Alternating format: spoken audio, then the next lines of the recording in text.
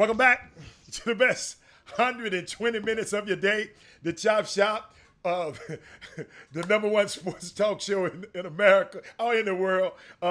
Jimmy, Robert Hatter, Jim Hicks, we coming back. We had a brief delay. We might have another one. We don't know how the weather is going, but let's get, Anissa Ville said, let's get this thing back. Yolanda Green. Jimmy, let me tell you something what was unique. 3 women were the first to start the first. Sonya Billingsley, Anissa Ville, Yolanda were the first 3 on the feed. In their back already. So we're going to get this thing cracked up. Before anything else happens, Jimmy, like I said, unique weekend in sports. And I just wanted to start it off with, I just want to shout out to all the fathers over the weekend, Jimmy, but I want everybody to be reminded that Rashard Brooks was a father.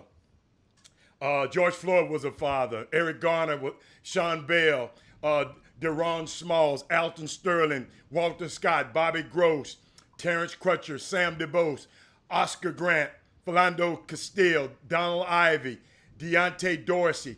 All of those guys were fathers also. May they rest in power, Jimmy. I just wanted to get that out. And we know everything else we come across. Every day we come across something. But, Jimmy, I came across something this weekend that make me say your favorite word, really? You know how you look at somebody and say, really? Jimmy, and I certainly have that again with this Talladega stuff. This was a bad weekend for a lot of sports, Jimmy.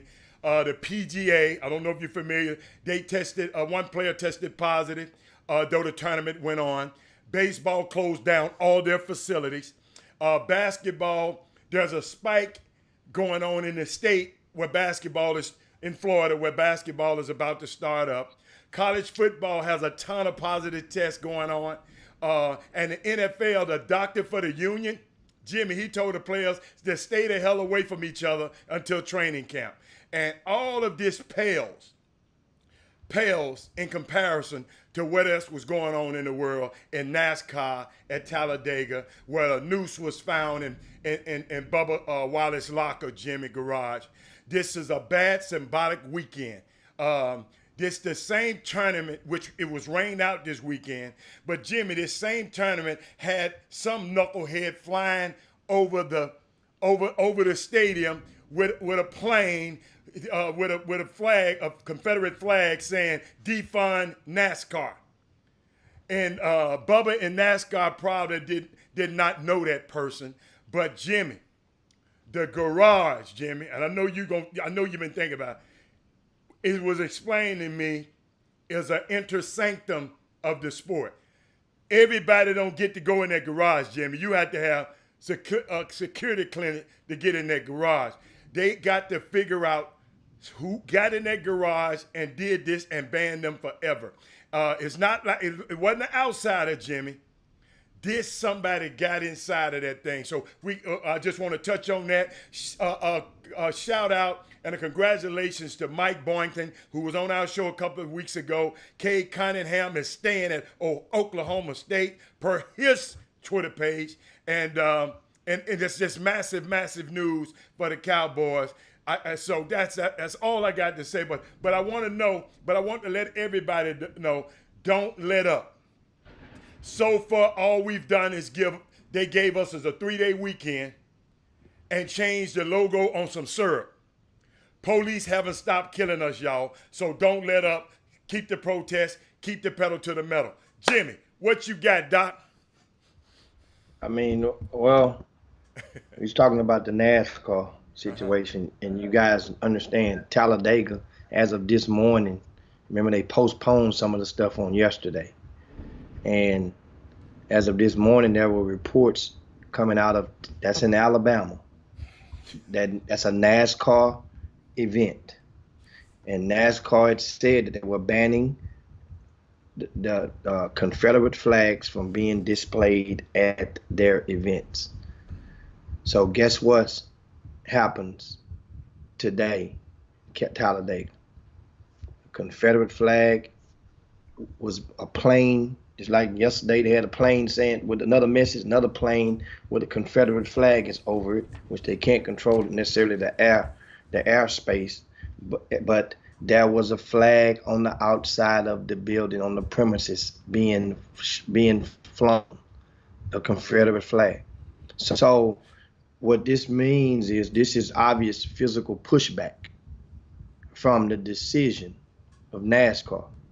And a lot of people, once again, all you have to do is just pay attention to what's going on. And this comes, you have to realize, in certain pills, when you give people, you can give them that horse pill, or you have to cut the pill up into 4 pieces or break it in half and give it to them. Some people throw the pill in the water and let it dissolve. You got some people crush the pill up in the food, but they refuse to take that big one at one time. For some white people, they're showing the mask are off. And for a lot of us, we do. Jimmy, they've been off, Jimmy. No. They're meaning that nowadays, the people would go and hide. You see more and more people giving Facebook messages and social media messages, and these are people in authority that are giving. That's what I mean when I say the mask off. Those people in the past would give innuendos or get fake accounts. Think about it. You could easily go and get a Kevin Durant phone account and just express and give your self-therapy to the world. These people saying, hell no. I want y'all to see me. That's what you see now. Jimmy, I want you to hold it. Take it down. I want to show you something, Jimmy. Check this out. Check this out. They're happy with it. Like she's happy that she's doing her kids have a hate. Really? Too bad. Really? Too bad. Oh my God. I will teach my grandkids to hate you all. Back on this. In every religious belief that there is, it doesn't matter what religious belief you are. Jimmy, that lady says she's going to teach her grandkids to hate y'all. That's how. Continue, Jimmy. Continue. I mean, see, remember, here's the disclaimer that I tried to plant. There's only so much we can do. Remember, this problem, and I was thinking this morning during my job, and I thought about it. And this is a question, because remember, my thing is to try to prepare yourselves for some civil dialogue with somebody that's white, that you know, that your neighbor or ally, or I don't necessarily call him a friend, but somebody white. But what would you ask them to do? Here's one question. I got a good one today, and nobody gave this to me. This is me. Ask the white person, what before 2020, before 2000 and before Rodney King. Let's just go before then, since they got the sound bites, they got that game all down pat. If they come, so let's say before 1992, what reason did y'all have to hate blacks so much? Because understand this, before then, before NWA made the what reason did you think that white people had to hate blacks that much? Then you go and you ask them, what do you think that black folk have a reason or had a reason before then, before that period, to hate some white people? And then you go and you work it in increments backwards. Because if you go all the way back to slavery, they got, I'm telling you, the sound, they got all the talking points. They're going to come, well, that wasn't my, I was this, and we, you see, okay, we'll go backwards.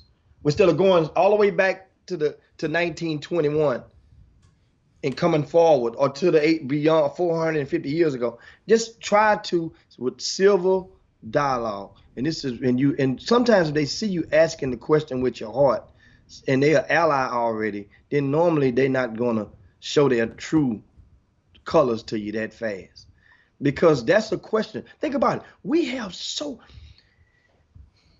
the Confederate statues have that they are taking down and removing. Remember, they did a round of this stuff back in 2016 and 17. Now this is another round, cleaning up where you left, picking up where you left. Those statues, to a lot of people, they consider those, to a lot of the white people, consider those part of their heritage, part of their history, part of their proudness of their white powerism. A lot of those statues people have long thought were placed there as a reminder